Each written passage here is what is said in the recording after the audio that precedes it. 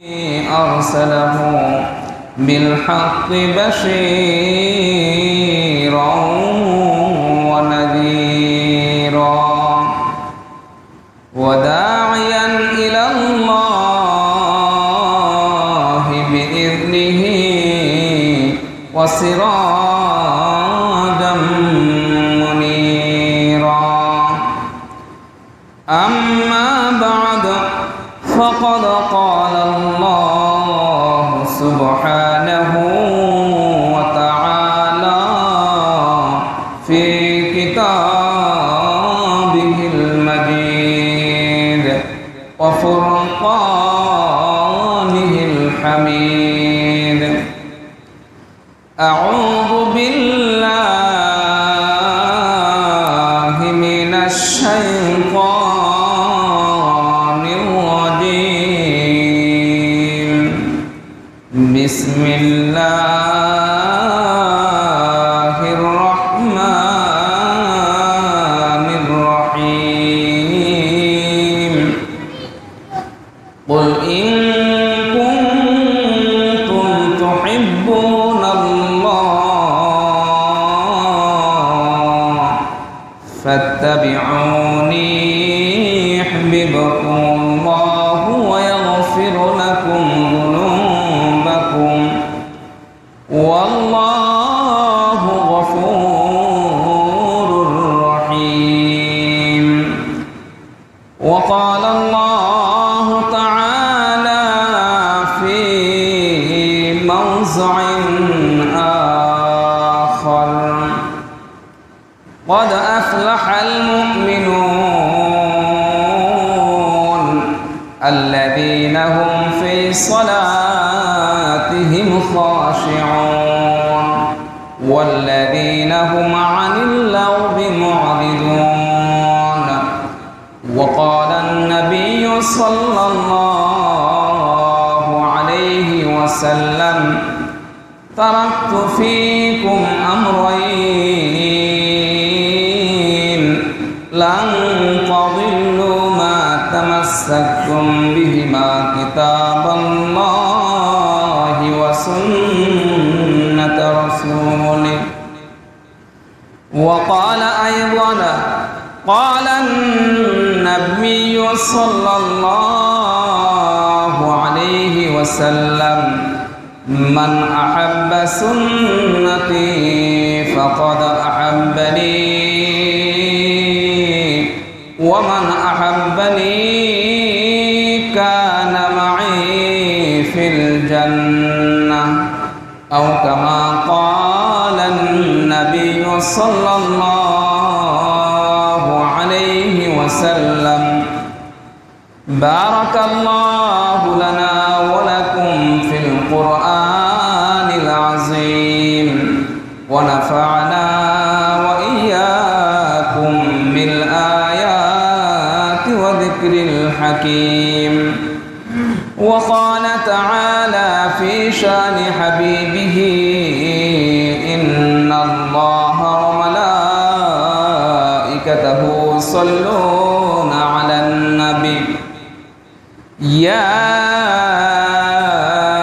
أيها الذين آمنوا صلوا عليه وسلموا تسليما. شغل مهرباني করে দুরূদ শরীফ পড়ুন। اللهم صل على محمد وعلى آل محمد كما صليت على إبراهيم وعلى آل إبراهيم إنك حميد مجيد. اللهم بارك على محمد وعلى آل محمد كما باركت على إبراهيم وعلى آل إبراهيم إنك حميد مجيد. بلغ العلا بكماله كشف الدجى بجماله حسنت جميع خصاله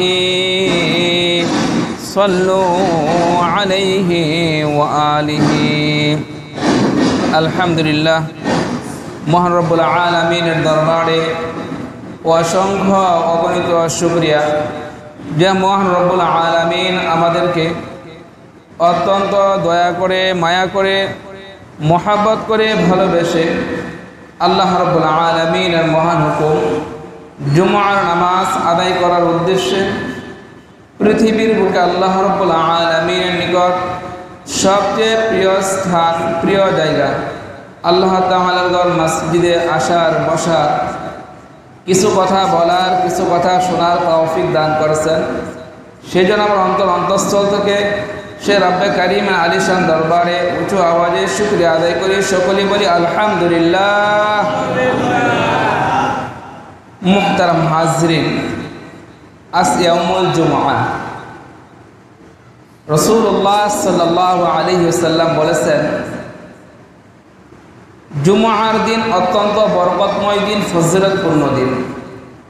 কারণ জুমআর দিন হযরত আদম আলাইহিস সালামকে সৃষ্টি করা হয়েছে। ওয়াফিহি খুলিকা আদম ওয়াফিহি উদখিলা আল জান্নাহ ওয়াফিহি উখরিজা মিনহা ওয়াফিহি তাকুমুস সাআহ।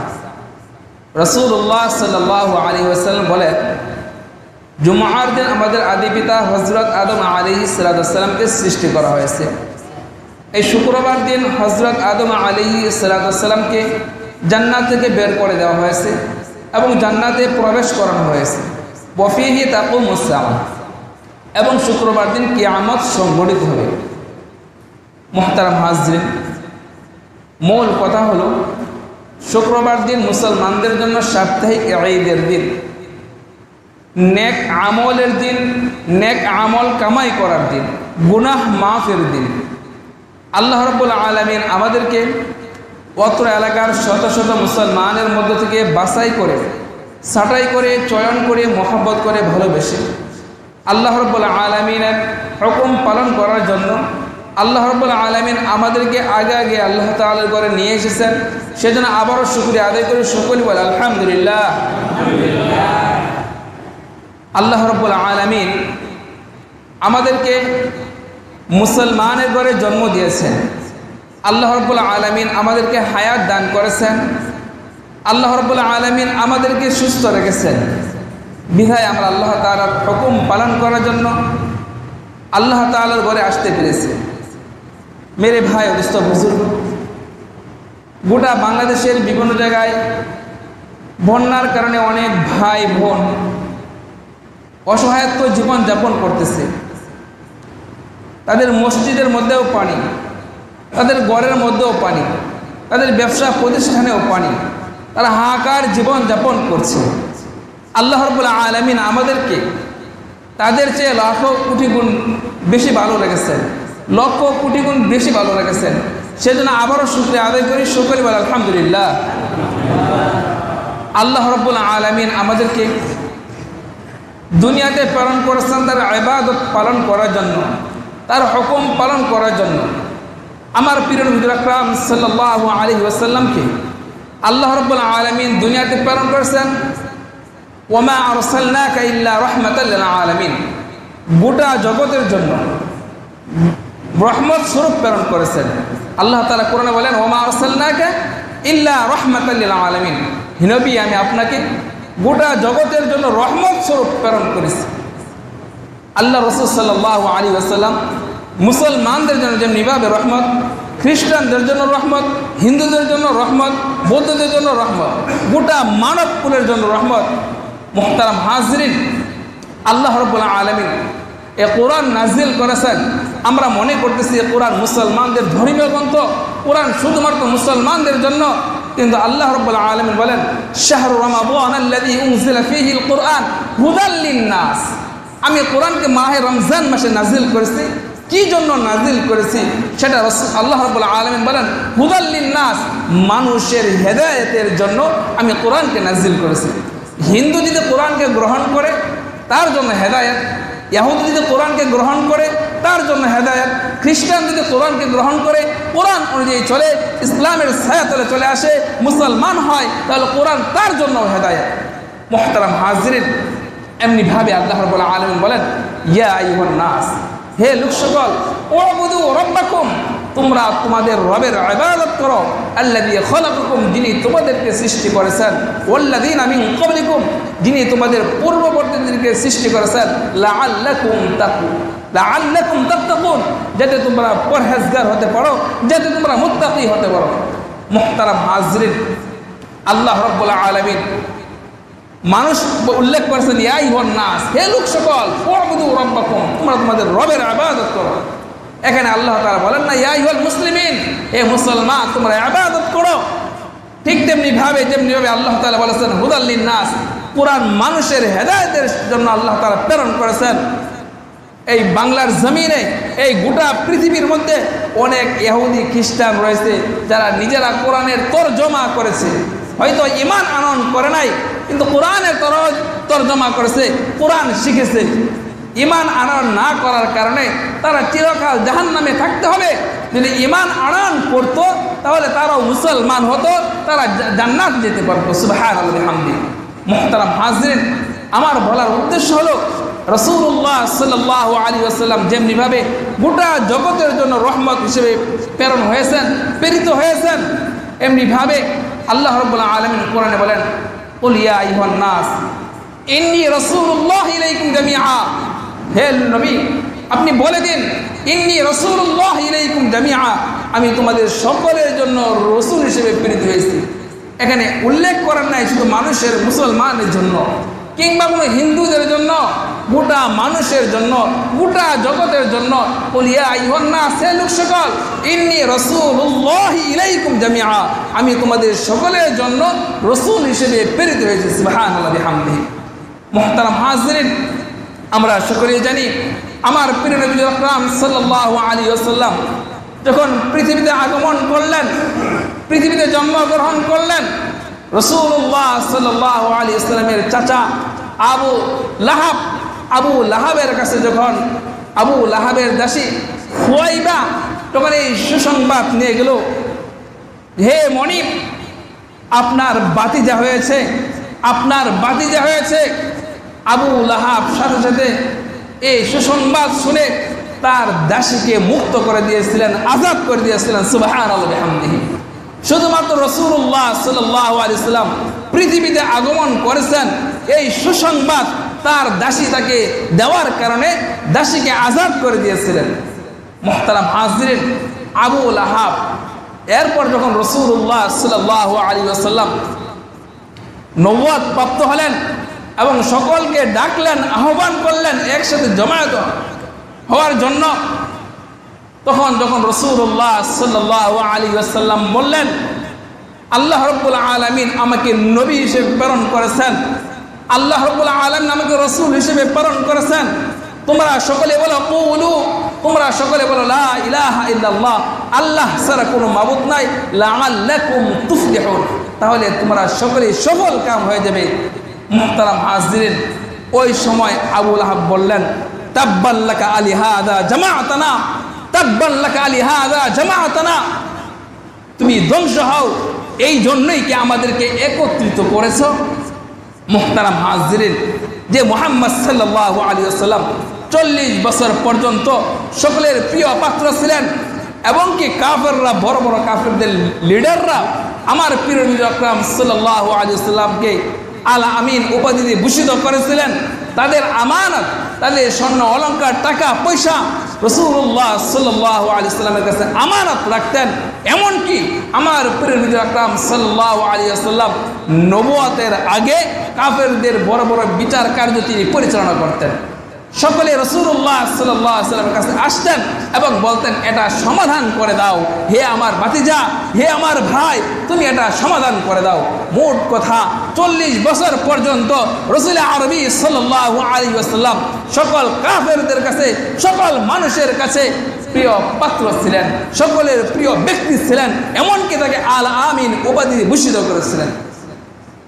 মুহতারাম হাজরিন, যখনই আল্লাহ রাব্বুল আলামিনের হুকুম নাজিল হলো, আল্লাহ রাব্বুল আলামিন বললেন আমি তোমাকে নবী হিসেবে প্রেরণ করেছি, তুমি সকলের মাঝে ইসলামের দাওয়াত দাও, কোরআনের দাওয়াত দাও। তখনই যখন রাসূলুল্লাহ সাল্লাল্লাহু আলাইহি ওয়াসাল্লাম কাফেরের পাহাড়ের পাদদেশে সকলদেরকে ডাকলেন এবং বললেন আমি যদি তোমাদেরকে বলি পাহাড়ের অপর পাশে শত্রু দল অপেক্ষা করতেছে তোমাদের উপর আক্রমণ করবে, তাহলে তোমরা কি আমার কথা বিশ্বাস করবে? তখন সকল মানুষ এটাই বলল, আবু লাহাব, উতবা, সাইবা সকলে সেখানে উপস্থিত ছিলেন। সকলে বলল অবশ্যই অবশ্যই, হে মুহাম্মদ তুমি যা বলবে, তোমার 40 বছর পর্যন্ত আমরা যা দেখতেছি তোমার কাছ থেকে 2 নম্বর কোনো কিছু আমরা পাই নাই, কোনো মিথ্যা কথা তোমার মুখ থেকে বের হয় নাই, তোমার জবান থেকে কোনো মিথ্যা কথা বের হয় নাই, তুমি কখনো 40 বছর পর্যন্ত কাউকে গালিগালাজ করো নাই, কটু কথা বলো নাই, কাউকে ধমক দিয়ে কথা বলো নাই। অবশ্যই অবশ্যই আমরা বিশ্বাস করব তুমি সত্য বলেছ, কাফেরের অপর পাশে শত্রু অপেক্ষা করতেছে। মুহতারাম হাজরিন, এরপর রাসূলুল্লাহ সাল্লাল্লাহু আলাইহি ওয়াসাল্লাম যখন বললেন আল্লাহ রাব্বুল আলামিন আমাকে নবী হিসেবে প্রেরণ করেছেন, আল্লাহ রাব্বুল আলামিন তোমাদেরকে ইসলামের ছায়াতলে আসার জন্য, দাওয়াত দেওয়ার জন্য আল্লাহ রাব্বুল আলামিন আমাকে নিযুক্ত করেছেন। কুলু লা ইলাহা ইল্লাল্লাহ, তোমরা সকলেই বলো লা ইলাহা ইল্লাল্লাহ, আল্লাহ ছাড়া কোনো মাবুদ নাই, লাআল্লাকুম তুফলিহুন, তাহলে তোমরা সকলেই সফল কাম হয়ে যাবে। সুবহানাল্লাহি ওয়া বিহামদিহি। মুহতারাম হাজরিন, এরপর সাথে সাথে আবু লাহাব দাঁড়িয়ে গেল।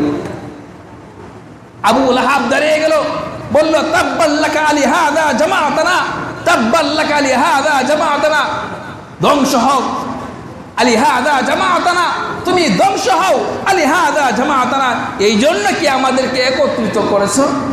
নাউযুবিল্লাহি মিন যালিক।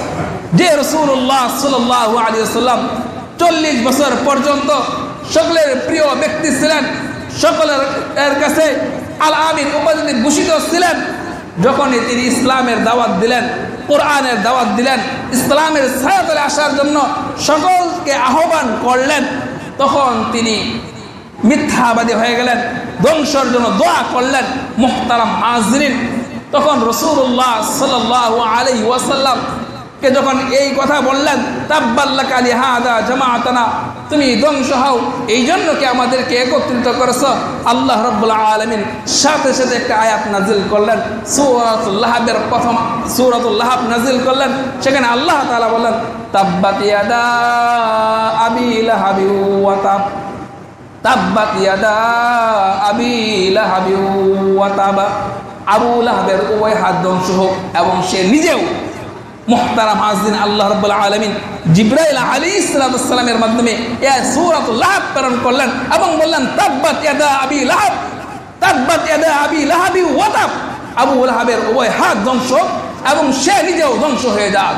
মুহতারাম হাজরিন, আমার বলার উদ্দেশ্য এটাই, যখন আপনি সকলের কাছে ভালো মন্দ বলবেন, রাসূলুল্লাহ সাল্লাল্লাহু আলাইহি ওয়াসাল্লাম ইসলামের দাওয়াত দিয়েছেন, কোরআনের দাওয়াত দিয়েছেন, হাদিসের দাওয়াত দিয়েছেন, এই দাওয়াত দেওয়ার কারণে 40 বছর পর রাসূলুল্লাহ সাল্লাল্লাহু আলাইহি ওয়াসাল্লামের অনেকে শত্রুতে রূপান্তর হয়ে গিয়েছিল। আবু জাহাল, উতবা, সাইবা তারা শত্রুতে রূপান্তর হয়ে গিয়েছিল, শত্রু হয়ে গিয়েছিল শুধুমাত্র কোরআনের দাওয়াত দেওয়ার কারণে, শুধুমাত্র ইসলামের দাওয়াত দেওয়ার কারণে, শুধুমাত্র আল্লাহ তাআলার দ্বীনের পথে আসার দাওয়াত দেওয়ার কারণে। মুহতারাম হাজরিন, আমার বলার উদ্দেশ্য এটাই, আমাদেরকে চেষ্টা করতে হবে, আমরা মুসলমান নিজেদেরকে রাসূলের উম্মত বলে দাবি করতেছি, আখির নবীর উম্মত বলে দাবি করি। আল্লাহ রাব্বুল আলামিন আমাদেরকে সর্বশ্রেষ্ঠ উম্মত হিসেবে ভূষিত করেছেন, কুনতুম খায়রা উম্মাত, তোমরা সর্বশ্রেষ্ঠ উম্মত, উখরিজাত লিন-নাস, তোমাদেরকে মানুষের কল্যাণের জন্য বের করা হয়েছে, তোমাদেরকে মানুষের কল্যাণের জন্য সৃষ্টি করা হয়েছে। তোমাদের কাজ কি?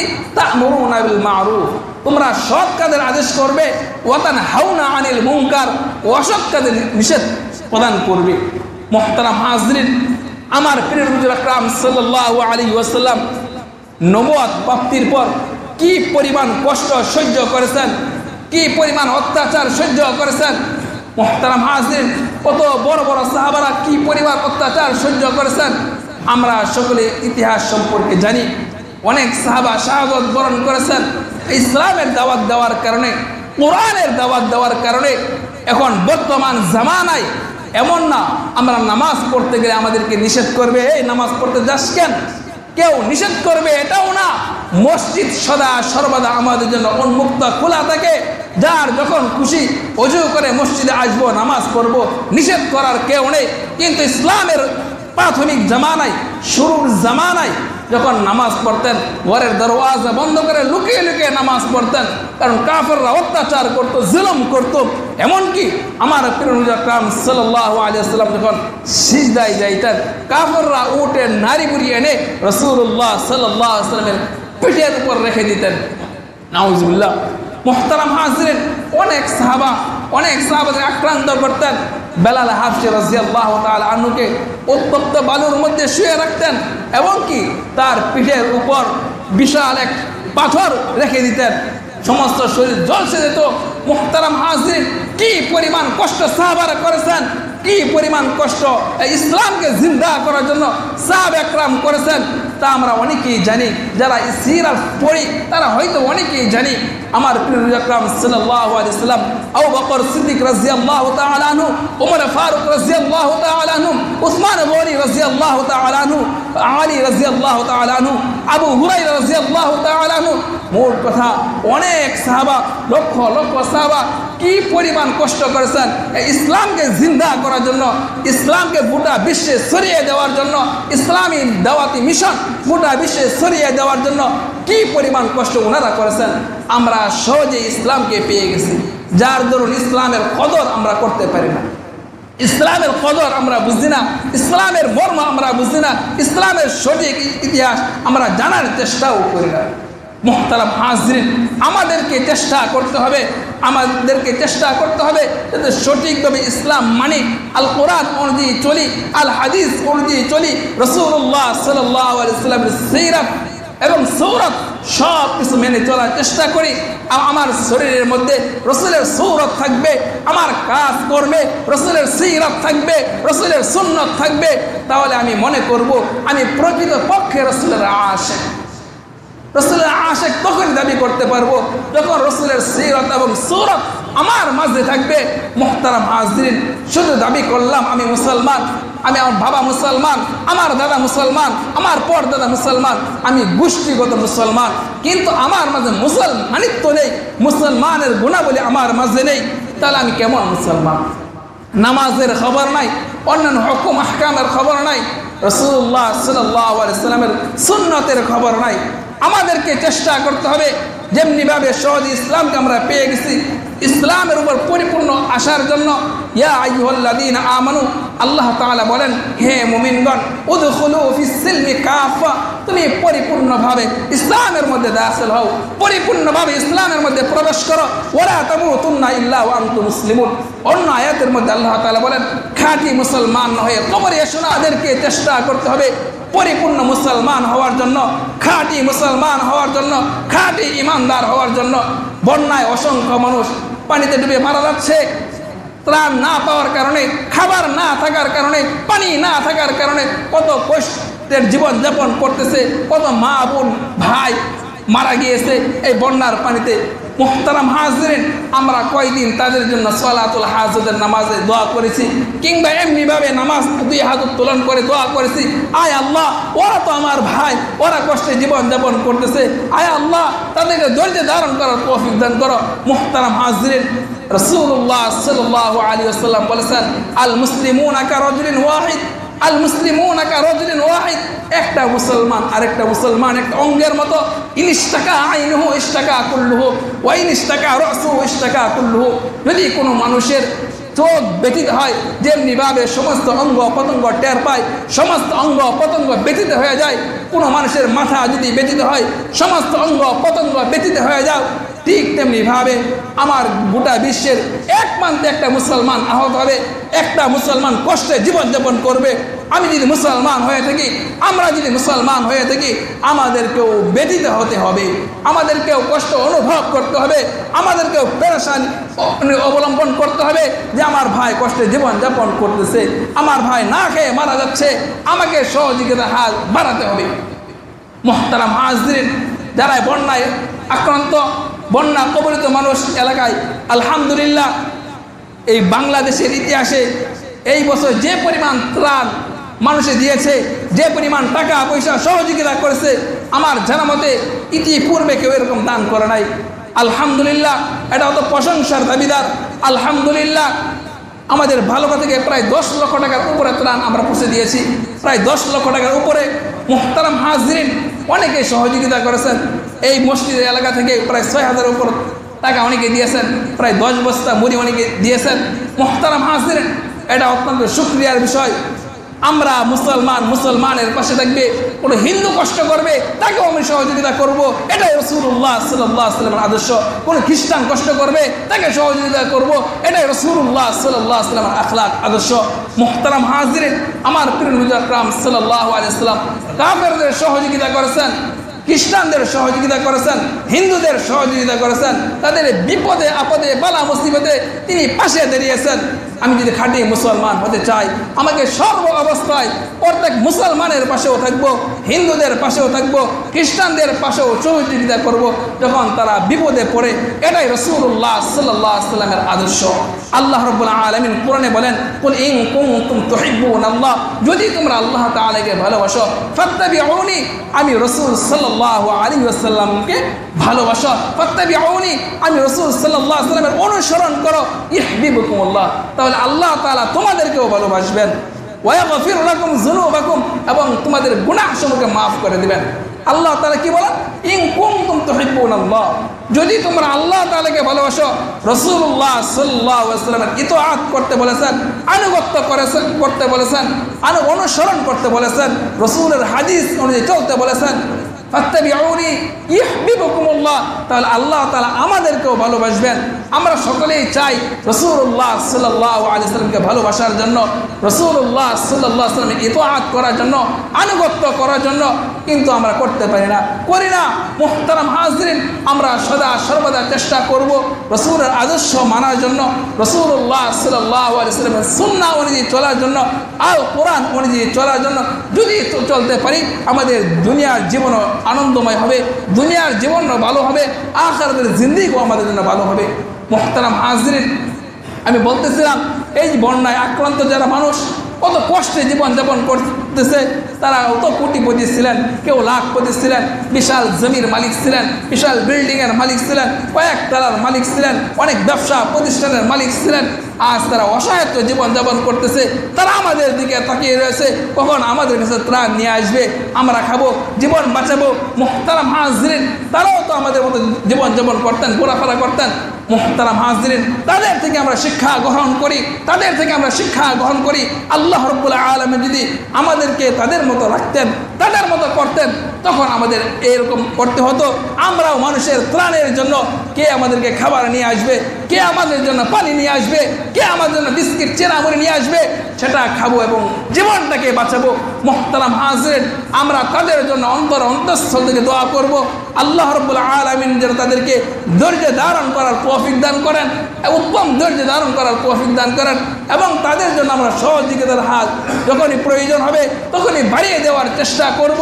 তাহলে আমি নিজেকে মুসলমান দাবি করতে পারবো, তাহলে আমি খাঁটি মুসলমানের অন্তর্ভুক্ত হব। মুহতারাম হাজরিন, আমরা চেষ্টা করব আল্লাহ রাব্বুল আলামিনের হুকুম অনুযায়ী চলার জন্য, রাসূলুল্লাহ সাল্লাল্লাহু আলাইহি ওয়াসাল্লামের আদর্শকে নিজেদের মধ্যে ফিট করার জন্য। আর দুনিয়া কয় দিনের জিন্দেগি, যদি হতবা কাল নেই। ওই বন্যায় অনেক মানুষ মারা গেছে, ওরা তো জানতো না আমাদেরকে দুনিয়া ছেড়ে চলে যেতে হবে। এরকম হঠাৎ করে পানি চলে আসবে, হঠাৎ করে আমাদের বাড়িঘর ডুবে যাবে, হঠাৎ করে ব্যবসা প্রতিষ্ঠান ডুবে যাবে। মুহতারাম হাজির, তারাও তো জানতো না, তাদেরও তো একটা আশা ছিল, তাদের বয়স বাড়বে, এটা করবে সেটা করবে, হয়তো বা সফর করবে, হজ করবে, উমরা করবে, কত বড় বড় আশা তাদের মাঝেও ছিল। মুহতারাম হাজির, সমস্ত আশা পানি এসে নিরাশায় পরিণত করেছে। মুহতারাম হাজির, এই জন্য আমাদেরকে চেষ্টা করতে হবে সদা সর্বদা মৃত্যুর জন্য প্রস্তুত থাকার জন্য। রাসূলুল্লাহ সাল্লাল্লাহু আলাইহি ওয়াসাল্লাম বলেন, আলা কুল্লুকুম রাঈন ওয়া কুল্লুকুম মাসউলুন আন রাইয়াতিহি, যে তোমরা সকলেই দায়িত্বশীল এবং তোমাদের দায়িত্ব সম্পর্কে জিজ্ঞাসিত হবে। এমনিভাবে অন্য হাদিসে রাসূলুল্লাহ সাল্লাল্লাহু আলাইহি ওয়াসাল্লাম বলেন, আল কাইয়িস মান দানা নাফসাহু ওয়া আমিলা লিমা বা'দাল মাউত, দুনিয়ার মধ্যে প্রকৃত বুদ্ধিমান তো ওই ব্যক্তি যে মৃত্যুর পরবর্তী জিন্দিগির জন্য আমল করে, মৃত্যুর পরবর্তী জিন্দিগির জন্য আমল করে। আমরা চেষ্টা করি মৃত্যুর পরবর্তী জিন্দিগির জন্য আমল করার জন্য। মৃত্যুর পরবর্তী জিন্দিগি আমল এর ক্ষেত্রে প্রতিযোগিতা করব, কার চাইতে কে বেশি নেক আমল করতে পারি। কে 5 ওয়াক্ত নামাজ পড়ে, আমিও 5 ওয়াক্ত নামাজ পড়বো, আমিও কোরআনে কারিমে তেলাওয়াত করব, আমিও হাদিস শিখবো, আমি সর্বদা সত্য কথা বলবো, মিথ্যা বলবো না, দুর্নীতি করবো না, কারো রাজধানী করবো না, কারো উপর জুলুম করবো না, অত্যাচার করবো না। মুহতারাম হাজির, করোনা থেকে এবং এই বন্যা থেকে আমাদের শিক্ষা নেওয়া উচিত, শিক্ষা নেওয়া উচিত। আমরা সঠিকভাবে চলার চেষ্টা করি। দুনিয়া কয়দিনের প্রয়োজনে কাঁচামরিচ দিয়ে খাবো, চাপার পত্তা দিয়ে খাবো, চটকি দিয়ে খাবো, গুস্ত খাওয়ার দরকার নাই, দুর্নীতি করে গুস্ত খাওয়ার দরকার নাই, এত ভালো করে খাওয়ার দরকার নেই। অসহায়ত্ব জীবনযাপন করব, হালাল পন্থায় খাবো, তাহলে আমার দুনিয়ার জিন্দিগি সুন্দর হবে, পরকালের জিন্দিগি সুন্দর হবে, কবরের জগৎ সুন্দর হবে। আল্লাহ রাব্বুল আলামিন আমাদের সকলকে আল কোরআন অনুযায়ী চলার, আল হাদিস অনুযায়ী চলার এবং নিজেদের জীবনটাকে সুন্দর করার এবং আখিরাতের জন্য কামাই করার, নেক আমলের ক্ষেত্রে প্রতিযোগিতা করার তৌফিক দান করুন। এবারে মুখতাসার আলোচনা এখানে শেষ করলাম। ওয়া আখিরু দাওয়ানা